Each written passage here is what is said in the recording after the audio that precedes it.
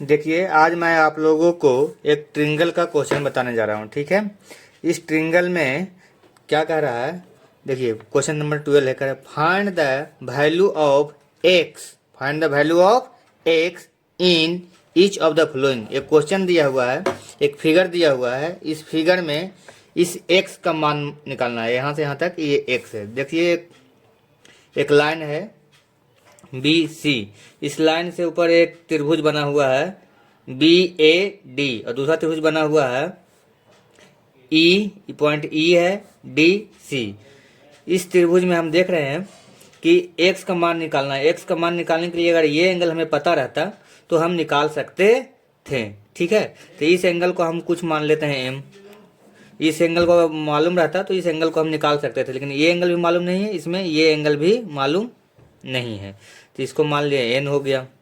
ठीक है, और इस त्रिभुज में देखिए एक एंगल यहाँ 30 डिग्री दिया हुआ, एक 50 डिग्री दिया हुआ, तो ये वाला एंगल भी मालूम नहीं है। ठीक है, तो इस त्रिभुज में को हम y मान लेते हैं। ठीक, तो सबसे पहले इसमें हमको y निकालना होगा। y अगर मालूम हो जाएगा तो n निकाल लेंगे, अगर n मालूम हो जाएगा तो हम m निकाल लेंगे, और m मालूम हो जाएगा तो हम x निकाल सकते हैं। ठीक है, तो सबसे पहले हम लोग ये फर्स्ट नंबर वाला त्रिभुज में चलना होगा, तो लिखेंगे त्रिभुज A B D in triangle A B D. ठीक है, ए बी डी में चलते हैं।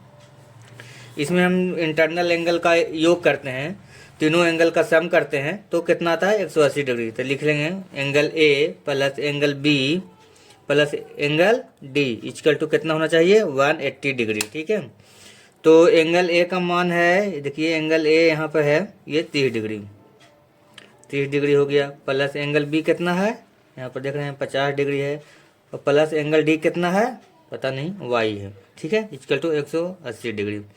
इस तरह से हम 50 और 30 मिला के 80 डिग्री हो जाएगा, प्लस वाई डिग्री हो जाएगा, इक्वल टू 180 हो जाएगा।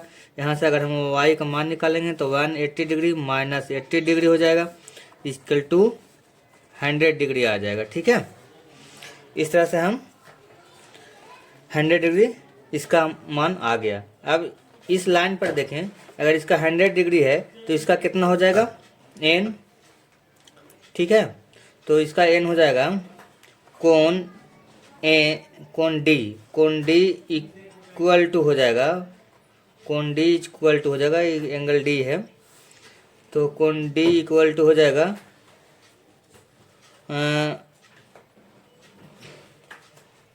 कोण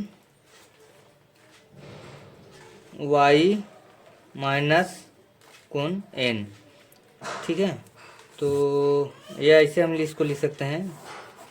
इस पॉइंट पे डी पे दो एंगल बन रहा है, तो एक का नाम होगा एंगल ए डी सी। ठीक है, ए डी सी मतलब इस एंगल का मान होगा कोण A D C equal to, हम निकाल सकते हैं 180 डिग्री, इस पूरे लाइन पर 180 का एंगल बनेगा, 180 degree minus angle A D B ऐसे निकाल सकते हैं। ठीक है, तो ये वाला एंगल एन है, क्योंकि इधर का एंगल एन है, 180 डिग्री माइनस और ये वाला एंगल कितना आ जाएगा वाई, तो वाई इक्वल टू कितना है 100 डिग्री। तो इस तरह से एन इक्वल टू कितना हो गया 80 डिग्री। अब एन का मान हमके 80 डिग्री निकल गया। अब इस तरह से भी हम देख सकते हैं कि ये दोनों का सम ये होता है, तो डायरेक्ट हम ऐसे भी निकाल सकते हैं, या फिर इस ट्रिंगल से पहले एम का मान निकाल लें।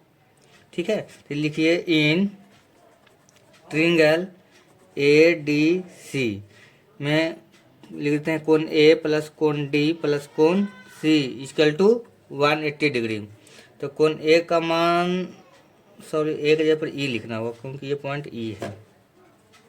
ठीक है, तो ई इक्वल टू एम माने हैं एम प्लस कोण डी आया है कितना 80 प्लस कोण सी कितना 35 डिग्री। ठीक है, इक्वल टू 180 डिग्री। अब देखिए इस तरह से एम प्लस, ये तो और नहीं चल रहा है, दूसरा पेन मैं निकाल रहा हूँ। एम प्लस ये दोनों का ऐड करेंगे तो कितना जाएगा, 5 के 5 हो जाएगा और 8 तो 3 जा 11 हो जाएगा। ठीक है, 115 डिग्री हो जाएगा इक्वल टू 180 डिग्री आ जाएगा। अब यहाँ से इसको आगे बढ़ाते हैं तो एम इक्वल टू हो जाएगा 180 डिग्री माइनस 115 डिग्री। तो एम इक्वल टू कितना आ जाएगा, 0 में से 5 जाएगा 5, 7, 7 में से 1 जाएगा 6 और 1 में से 1 जाएगा तो 0, 65 डिग्री हो गया। ठीक है, अब इस तरह से हम ये देख रहे हैं कि अब x का मान निकालना है। तो x इक्वल टू हो जाएगा 180 degree, x equal to 180 degree minus angle m कह सकते हैं। तो 180 डिग्री और m का मान कितना था 65।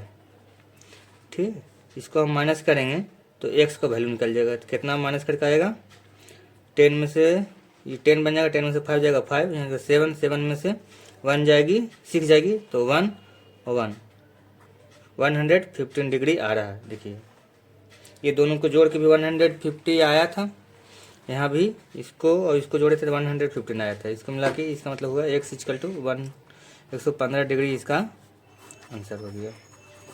Thank you, welcome.